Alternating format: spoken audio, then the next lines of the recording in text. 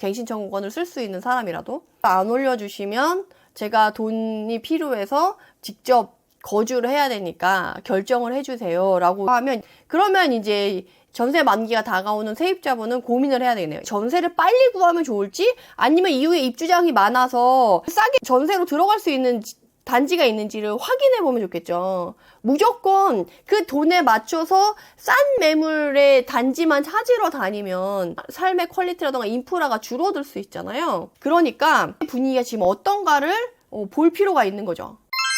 무주택자분들한테는 전세 만기 다가오는 게 지금 두려워지는 시기거든요. 전세가가 빠르게 올라가고 있어서 그거를 뾰족하게 볼 수 있는 방법으로 오늘 알아보는 시간을 가질 텐데요. 자, 본인 집이 전세 만기가 다 돼가고 있어요. 제일 처음 뭘 해야 되죠? 제일 처음 뭐 해야 돼요? 본인이 전세 만기가 다가왔어요. 본인이 사는 집에 전세 만기가 다가왔을 때 제일 먼저 해야 될 거, 그냥 공부나 뭐 어려운 거라고 생각하지 마시고 그냥 내가 전세를 살고 있는데 전세 만기가 다가와. 한 12월이나 1월이라고 하겠죠? 내년 1월? 뭐 한 2, 3개월 남았을 때 전세를 구하니까 할 때 어떻게 뭘 해야 되나?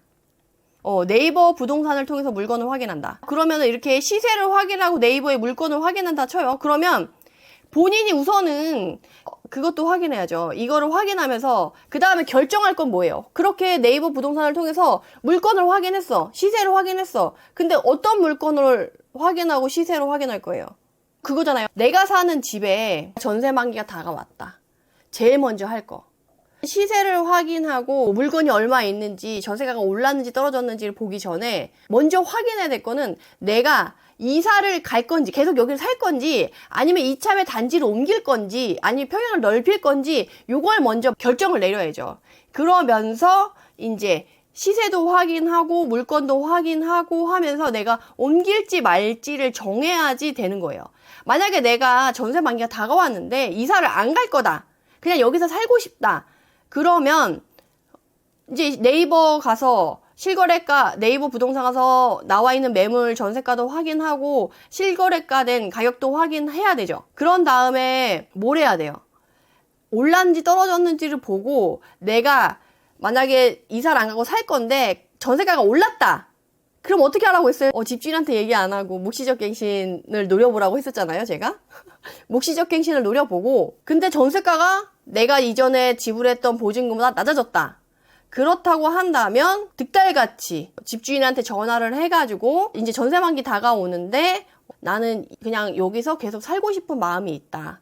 근데 전세가 떨어졌으면 솔직히 집주인도 다시 새로운 임차인을 드리는 것보다는 보증금을 조금 돌려주더라도 그냥 기존의 임차인이 사는 게 좋아요. 왜냐면 이사를 나갔다 왔다 하면서 뭐 도배장판 해달라, 뭐 고장났네 어쩌니 말도 많고, 또 부동산 중개를 할 때 전세 거래 비용이 들잖아요. 그러니까 필요 비용이 더 드는 거야. 그러니까 집주인 입장에서도 기존의 임차인이 계속 살아주는 게 좋거든요.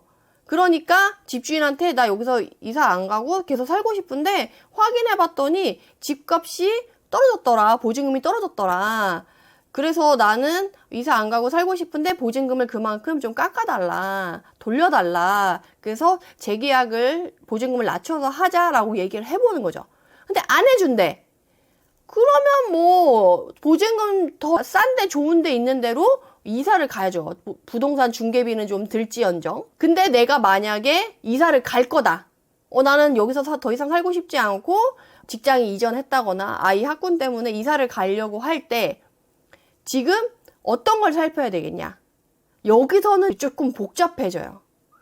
뭐가 복잡해지냐면 내가 가고 싶은 학군, 내가 이사 가야 될 직장이 있는 지역이 어떤지를 확인한 다음에 매매로 할 건지 전세로 할 건지, 전세로 하면 어떤 지역을 살 건지, 그러면 빨리 할 건지 늦게 할 건지, 이런 것들에 대한 고민이 들잖아요. 그러면 그럴 때 어떤 요소들을 확인하고 빠른 결정을 내릴 수 있는지를 여러분들이 체크해 놓으면 좋아요. 이거는 무주택자나 이제 전세 만기가 돼서 집은 있지만 전세 살고 계시거나 월세 사시는 분들한테도 좋아요. 그래서 여러분들이 이 내용은 다 알고 계시는 게 중요하다. 자, 이왕이면은 조금 사람들이 많이 보는 쪽으로 가볼까요? 트리우스 광명, 지금 인기 있는 전국 아파트 순서로 나온 호객노노에 들어와 있어요. 동탄 레이크 파크 자연엔 이편한 세상, 송도 아리스타 프라임, 힐스테이트 이편한 세상 송파 문정동, 힐스테이트 수원 파크포레, 수원시 권선구. 어디를 가볼까요? 지금 한 5,000명 정도가 트리우스 광명 보고 있대요. 광명, 뉴타운 트리우스 광명 24년 12월 예정. 지금 분양을 해서 전 주택형 1순위 마감. 그래서 핫하구나. 분양이 이제 돼가지고 발표가 났나봐요. 최근에. 청약 경쟁률이 2.53대 1. 그렇게 많이 높진 않은데 그래도 선방했네요. 바로 1순위 마감되고. 그럼 광명으로 한번 알아볼까요? 내가 광명에 살고 있었어. 근데 전세 만기가 다가와. 이사를 가려고 하는데 광명역 유플래닛 대시양 아파트. 광명 대시양. 여기 살고 있는데 이사 가는 걸로 할까요? 36평형으로 가볼까요? 그러면 지금 2023년 12월 달이 만기라고 하면 21년 12월에 들어간 거잖아요.